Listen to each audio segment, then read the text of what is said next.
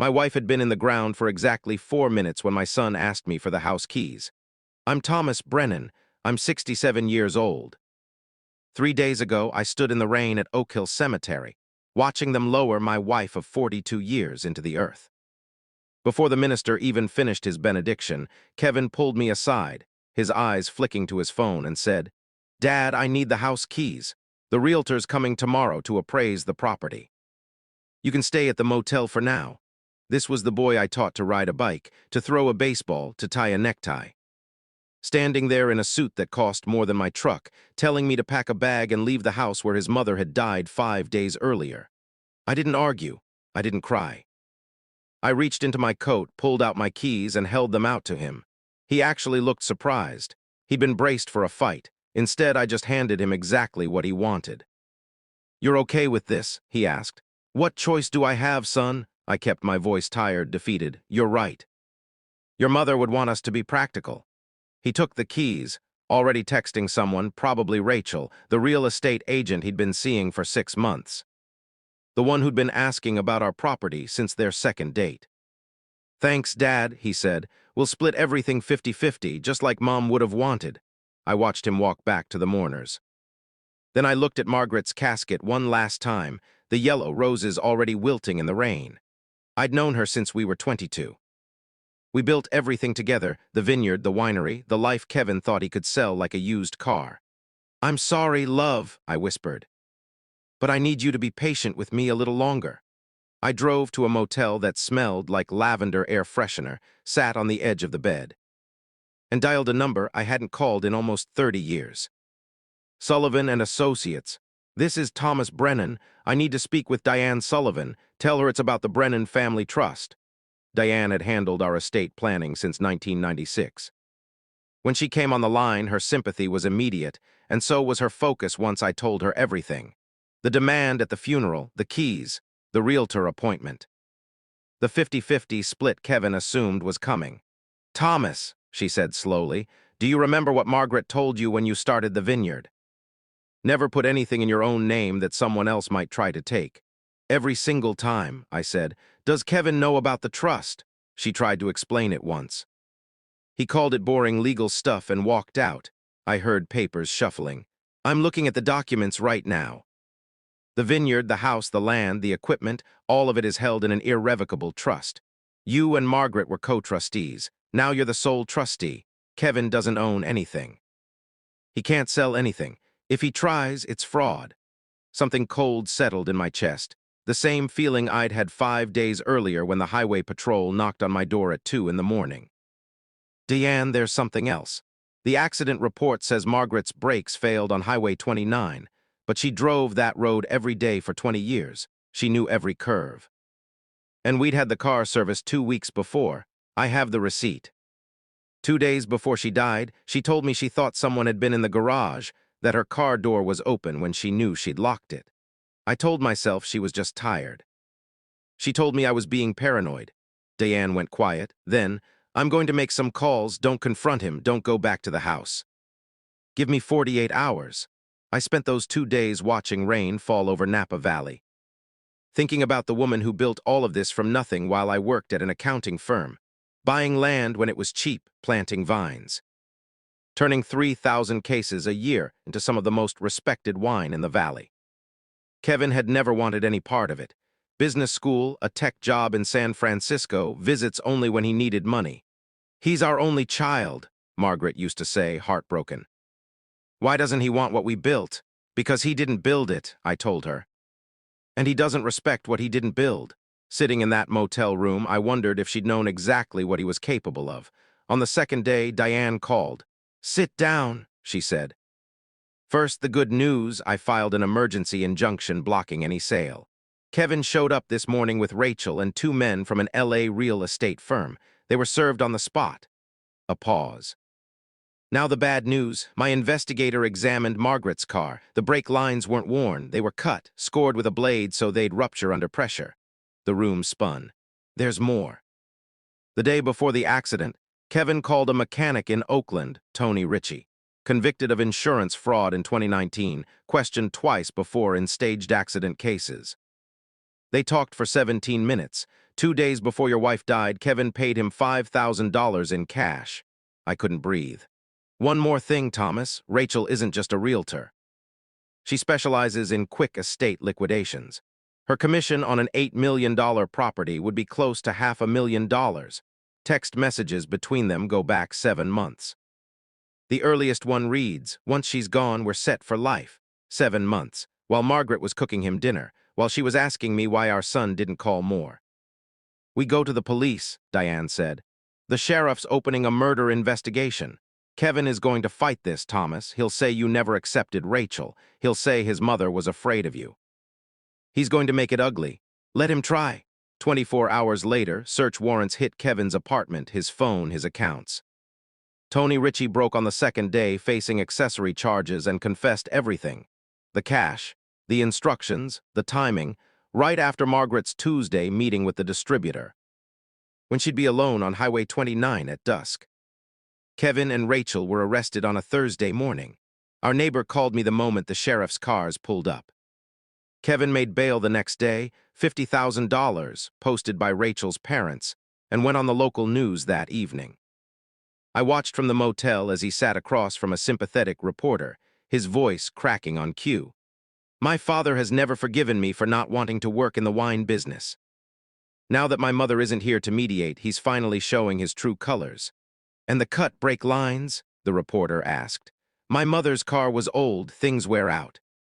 My father needs someone to blame, and I'm the easy target. I've never even met Tony Ritchie.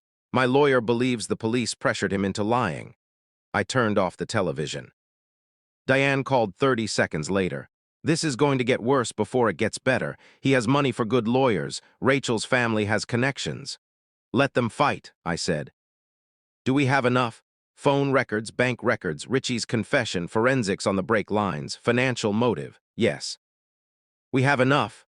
The trial started 6 months later, after 6 months of Kevin on the news calling me a controlling father using the justice system for revenge. That accusation that Margaret had been afraid of me nearly broke me. She'd never been afraid of anyone in her life. I stayed silent. I let Diane handle everything. I spent my days walking the rows of vines Margaret had planted. The prosecution laid it out with surgical precision. 17 calls to Tony Ritchie in the weeks before the murder, the $5,000 cash withdrawal the day before. And the text messages, Kevin writing, "Just need to wait a little longer. Once the old lady is gone, Dad will be easy to handle.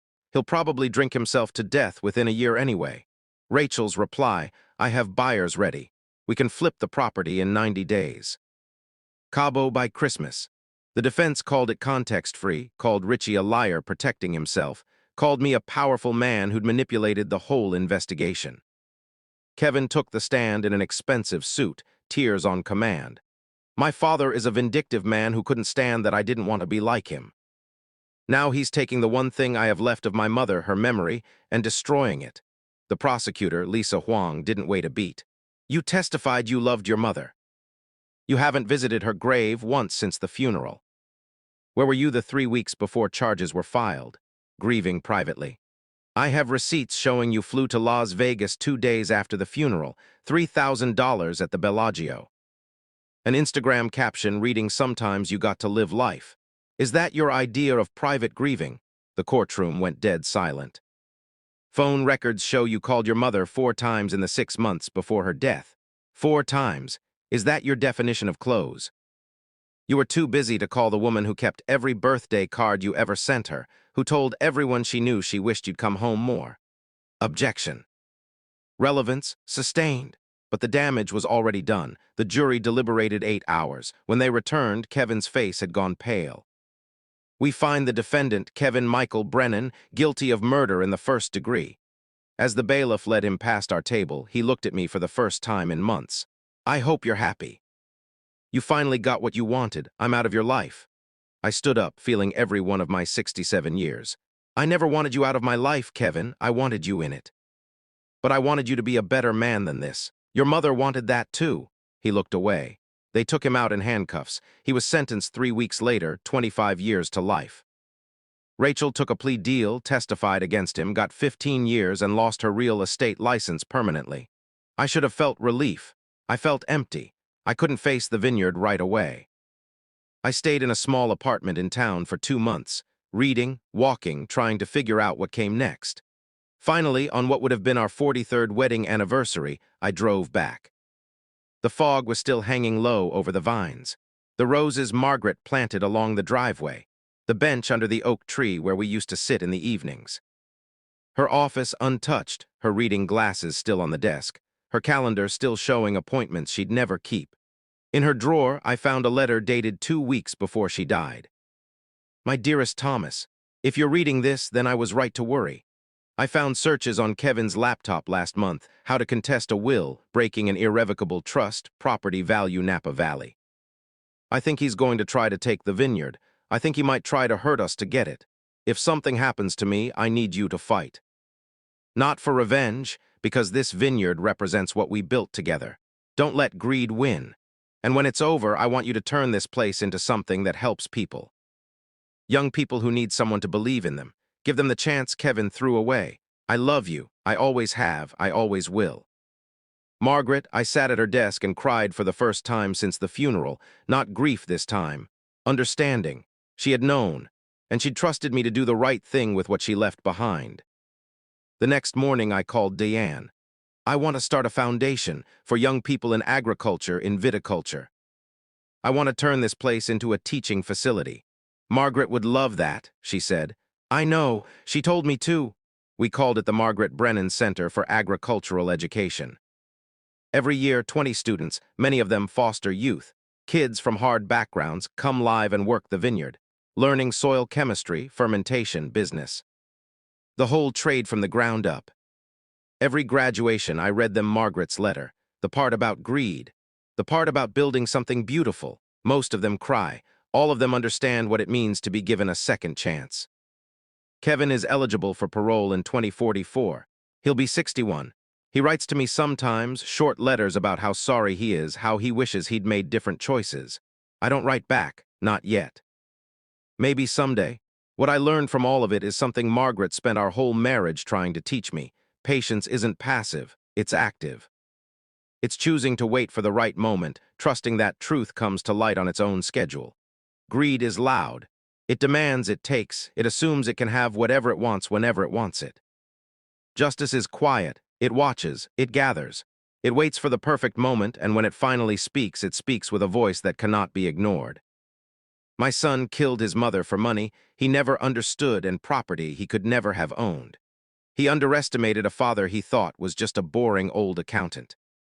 He never knew that boring old accountant had been watching, planning, waiting, and he never knew his mother had seen it coming long before any of us. Every spring, when the new vines start to bud, I walk the rows with our students and tell them about Margaret, about her patience, about how she turned a small piece of land into something that would outlast all of us. And I tell them the lesson she taught me best. The people who truly win aren't the ones who grab the most. They're the ones who build something worth keeping.